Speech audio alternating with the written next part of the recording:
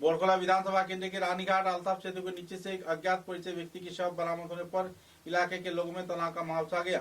रानीघाट अल्ताफ सेतु के नीचे मंगलवार दोपहर 12 बजे आवासीय क्षेत्र के लोगों ने एक अज्ञात परिचय शव को देखा। बाद में तुरंत पुलिस प्रशासन को जानकारी दिया गया। पुलिस प्रशासन घटनास्थल पर पहुंचकर भांगार पर पुलिस शव को बरामद किया और पोस्टमार्टम के लिए शिक्षा चिकित्सा महाविद्यालय में भेजा। किस लिए इस व्यक्ति की मौत हुई, कहाँ इस व्यक्ति का परिचय है, कहाँ का रहने वाला है, इस संबंध में कोई जानकारी बहरहाल नहीं है। बहरहाल पुलिस प्रशासन पूरे मामले की छानबीन में जुटी हुई है।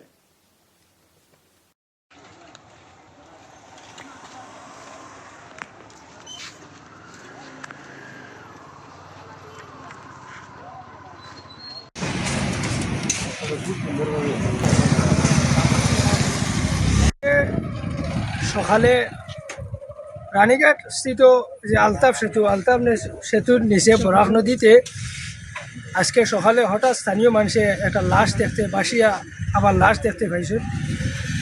যেই ব্যক্তি এর কোনো পরিচয় এখনো উদ্ধার হয়েছে না।